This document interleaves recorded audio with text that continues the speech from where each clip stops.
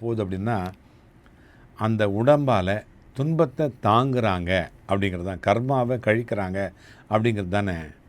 அது வந்து அந்த அந்த ஆத்மாவுடைய பாவ பிணைப்பு அது முடிவறதுக்கு ஒரு புனிதமான ஒரு காலம் வரணும் இல்லையா? அந்த அந்த வேதனையை அவங்களும் பார்க்குறாங்க அப்படிங்கிறது தான் இந்த கான்செப்ட். அது இந்த குடும்பத்தில் இருக்கிற அவங்களுக்கு வேலை சோதனை இல்லை. அதாவது சந்ததிகளுடைய அவங்களுக்கும் ஒரு சோதனை தான். கருணை அப்படிங்கிற தெய்வீக தன்மை அவங்களுக்குள்ளர இன்னும் உயிரோடு இருக்கிறதுனால தான் அவங்க எல்லாம் இந்த மாதிரி வைத்தியத்தை பொறுமையோடையும் ஒரு நிதானத்தோடையும் பார்த்துட்டு செஞ்சுக்கிட்டு வராங்க. மனுஷனுக்கு எல்லாமே கிடைக்கலாங்க, எல்லாமே கிடைச்சிடலாம். எல்லா விதமான செல்வமும் செல்வாக்கும் எவ்வளோ பெரிய செலிப்ரிட்டி இருந்தால் கூட, ஆனால் கடைசியில் அவங்களுக்கு தேவை பணம் இல்லை, அருள் தான்.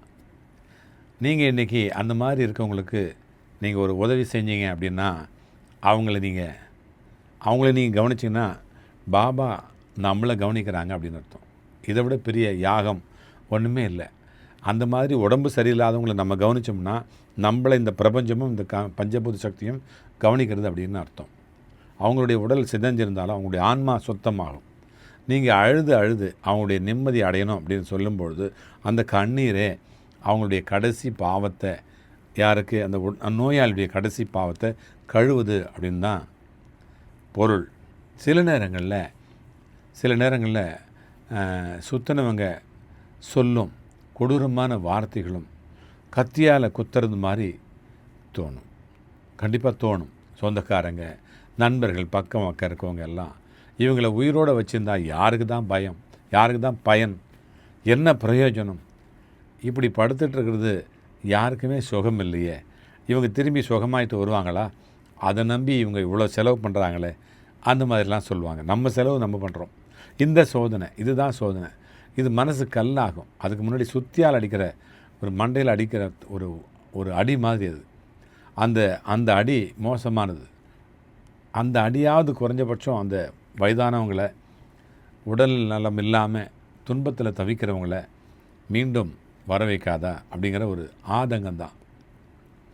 ஆகையினால நம்ம யாரும் அங்கேருந்து தள்ளி ஓடக்கூடாது. இந்த பணியில் இருந்து அவங்களுடைய மூச்சினுடைய சத்தத்தில் பாபாவுடைய குரல் இருக்கிறது அப்படிங்கிறத நாமெல்லாம் நம்பணும். அந்த மூச்சு, அந்த துயரத்தினுடைய அந்த வெளியினுடைய நடுவே பாபாவுடைய கை நம்மளை காக்குது அப்படின்னு அர்த்தம். பாபா கூட நிறைய வயசானவங்களுக்கு, நோயாளிகளுக்கு நிறைய உதவி செஞ்சுருக்கிறாரு, பணிவிடை செஞ்சுருக்காரு. அவங்களுக்கெல்லாம் சீக்கிரமாக நற்கதி அடையணும் அப்படின்னு நாம் மனசு பிரார்த்தனை பண்ணணும். மனசு உள்ள பிரார்த்தனை பண்ணணும். அந்த மரணத்தை, அது வந்து மரணத்தை வேண்டுறது இல்லை, மோட்சத்தை வேண்டுறது. அவங்கள சாகணும்னு இல்லை, மோட்சம் கொடுக்கணும். அவங்க வேதனை இல்லாமல் பாபாவுடைய திருவடியில் போய் அவங்கள சரணடையட்டும், அவங்களுடைய சேரட்டும் அப்படிங்கிறது தான் அதனுடைய பொருளை தவிர அவங்க செத்து போகணும், அவங்கள சாகடிக்கணும், நாமெல்லாம் நிம்மதியாக இருக்கணும் அப்படிலாம் கிடையாது. நல்லா இருந்தால் எல்லாருமே செலவு பண்ணுறதுக்கு தயாராக இருக்கிறாங்க. எவ்வளோ பணாலும் பரவாயில்ல, எவ்வளோ செலவானாலும் அவங்க எல்லாருமே, நாமளாக இருந்தாலும் சரி, நீங்கள் பார்க்குற நீங்களாக இருந்தாலும் சரி, செலவு பண்ணுறதுக்கு நம்ம தயாராக தான் இருப்போம். ஒருவேளை சில வீடுகளில் அதுவும் கஷ்டம்னா அதை விட மோசம். எது பணத்துக்கும் கஷ்டம் அப்படின்னா அதை விட ரொம்ப ரொம்ப மோசமாக இருக்கும். சில இடங்களில் இன்சூரன்ஸ் பண்ணி வச்சுருப்பாங்க, சில இடங்களில் இன்சூரன்ஸ் போயும் பத்தாமல் கை காசு போட்டு செலவு பண்ணுவாங்க மருத்துவத்துக்கு. அந்த மாதிரிலாம் நம்ம பார்க்குறோம். இப்போ இதில் இன்னொரு முக்கியமான ஒரு சந்தோஷமான ஒரு விஷயம் அப்படின்னா, இங்கே சென்னையில் இருக்கக்கூடிய முக்கியமான பல மருத்துவமனைகள், இப்போ தாம்பரத்தை ஒட்டி இருக்கிற எஸ்ஆர்எம், அப்புறம் பார்வதி, இந்த மாதிரி தாகூர், இந்த மாதிரி மெடிக்கல் யூனிவர்சிட்டிஸ் இருக்குது இல்லையா, இவங்கெல்லாம் நம்ம அறக்கட்டளையிலேருந்து ஒரு பரிந்துரை கடிதம் கொடுத்தா அவங்க குறைஞ்சபட்சம் ஒரு 5-10% அந்த நோயாளிகளுக்கு அந்த ஆப்ரேஷன் பண்ணுற செலவுலையோ அல்லது மற்ற மருத்துவ செலவுகள்லையோ அவங்க குறைச்சி பண்ணுறோம். உங்கள் அறக்கட்டளையிலேருந்து நீங்கள் சிபாரிசு பண்ணிங்கன்னா கண்டிப்பாக வரக்கூடிய நோயாளிகளுக்கு நாங்கள் ரொம்ப குறைச்சலாக நம்ம வைத்தியம் பண்ணுறதுக்கு தயாராக இருக்கிறோம் அப்படின்னு சொல்லிட்டு ஒரு நல்ல ஒரு செய்தியை சொல்லியிருக்கிறாங்க. நிறைய பேர் நம்மக்கிட்ட வந்து இங்கே ஏன் சொல்கிறாங்கன்னா, நம்ம நல்ல அறக்கட்டளை நம்ம நல்லபடியாக நடத்துகிறோம் அப்படிங்கிறதும், அதையும் தாண்டி இங்கே மருத்துவ முகாம்களை போடுறதுக்கு அவங்களுக்கு நம்ம அனுமதி தரோம். ஆகினால நம்மளோட வந்து அவங்களோட டைஅப் பண்ணி இவங்ககிட்டருந்து சாய்ராம்ஜிக்கிட்ட கையெழுத்து வாங்கிட்டு வந்தால் கண்டிப்பாக நான் வந்து குறைச்சலாக பண்ணித்தரேன் அப்படி சொல்லியிருக்காங்க. அது ஒரு நல்ல விஷயம். அதே மாதிரி இந்த வயதானவங்க நம்ம சொன்னோம் இல்லையா, அது அவங்க உடம்பு செதஞ்சு போனாலும், அவங்களுடைய உடல் சரியில்லாமல் போனாலும், அந்த உடலே நம்ம எரிச்சிட்டாலும் என்ன பண்ணாலும் அவங்களுடைய ஆன்மா பிரகாசமாக பாபாவினுடைய பாதத்துக்கு நோக்கி போகணும்.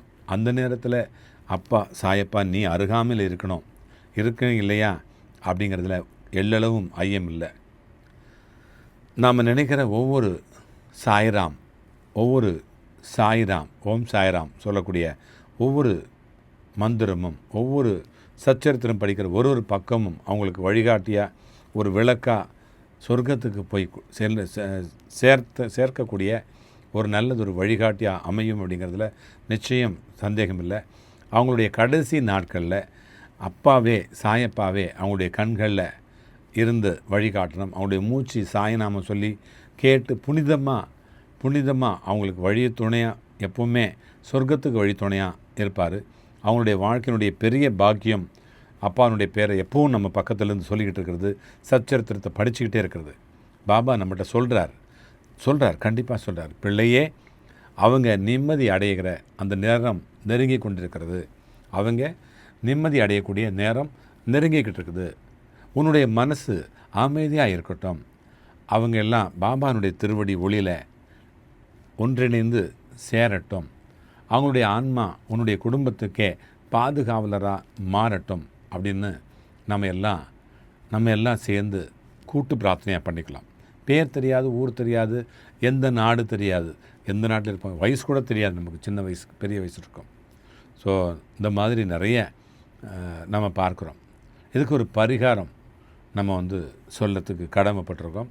ஒரு சனிக்கிழமையிலையும் ஒரு பால் தீபம் அப்படின்னா என்ன தெரியுமா, நல்ல ஒரு பஞ்சுத்திரியில் நம்ம நெய்யில் நல்லா துவச்சிக்கணும்.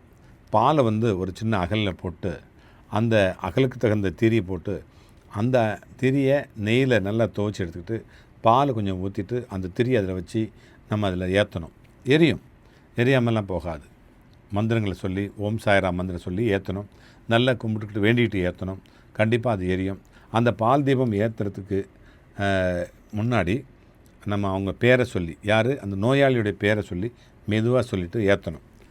பாபா இவங்களுடைய மனவேதனை முடிஞ்சு உன்னுடைய திருவடியிலே தஞ்சம் அடையணும், அவங்களுடைய ஆன்மா சாந்தி அடையணும், உங்கள்கிட்ட வந்து சேரணும். அந்த ஒளி நம்ம ஏற்றணும் பார்த்திங்களா, அந்த தீபம் மெல்ல மெல்ல அப்படியே கொஞ்சம் நேரம் ஆனோடனே ரொம்ப நேரம் ஆகும். ஆனால் சில நேரங்களில் பெரிய விளக்காக இருந்தால் ரொம்ப நேரம் எடுத்துக்கும், சின்ன விளக்காக இருந்தால் ஒரு குறைஞ்சபட்சம் ஒரு 2 மணி நேரமாக எரியும். அதுக்கப்புறம் அவங்களுடைய ஆன்மா வந்து அந்த அந்த அந்த திரி கொஞ்சம் கொஞ்சமாக அணைஞ்சிரும். அது அணையும் போது இந்த ஆத்மா இறைவனுடைய அடியை சேர்ந்துடும். இதுக்கு சக்தி மிகுந்த ஒரு சாய் மந்திரம், அதையும் நான் சொல்லித்தரேன். இந்த மந்திரத்தை சொன்னால் கண்டிப்பாக அவங்களாம் நற்கதி போவாங்க. எங்களுடைய நிம்மதி, குடும்பத்தினுடைய நிம்மதி, அந்த ஆத்மாவுடைய நற்கதி, ஆன்ம அமைதிக்காக இந்த மந்திரத்தை நான் சொல்கிறேன். ஓம் சச்சிதானந்த சாயிநாதாய நமக.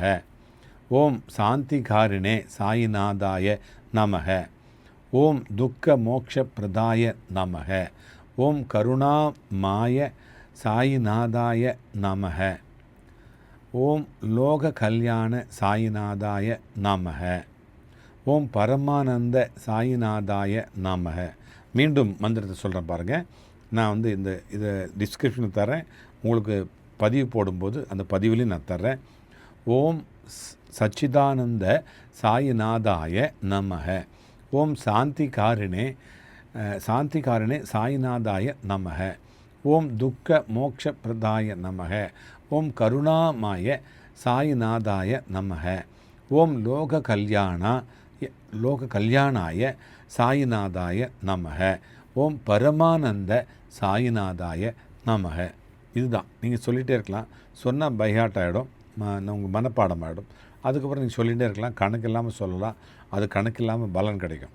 சரி, இந்த மந்திரத்தை நம்பிக்கையோடு நம்ம ஜெபம் செஞ்சோம்னா அவங்களுடைய ஆன்மா அமைதியாகவும் பாபாவுடைய பாதத்தில் பிரவேசிக்கிறதுக்காகவும் அது உதவியாக இருக்கும்.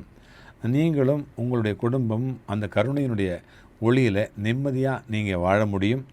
உங்களுடைய அந்த முன்னோர்கள் யார் உடம்பு சரியில்லையோ அவங்க நல்ல நற்கதி அடைவாங்க, நல்லபடியாக இருப்பாங்க. அவங்க நினச்ச மாதிரி கற்பனையோடு நீங்கள் நல்ல வாழ்க்கையை பாபா கொடுப்பார் அப்படிங்கிற நம்பிக்கையோடு இந்த பதிவை நம்ம நிறைவு செய்யலாம். இதே மாதிரி யாருக்கெல்லாம் இந்த வீடுகளில் இந்த மாதிரி இருந்தால் அவங்களுக்கு தனித்தனியாக அவங்க பேர் இணைஞ்ச, இப்போ கோபால்னு ஒருத்தருக்கார வச்சுக்கலாம், அவருக்கு உடம்பு சரியில்லைன்னா அவங்களுடைய பேர் இணைஞ்சு சக்தி மிகுந்த ஒரு 6 வரி சாய்நாதனுடைய மந்திரத்தை நான் உங்களுக்கு தர்றேன்.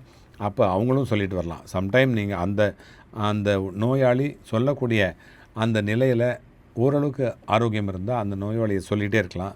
அவங்களுக்கு சீக்கிரமாக நல்லா ஆகிடுவாங்க.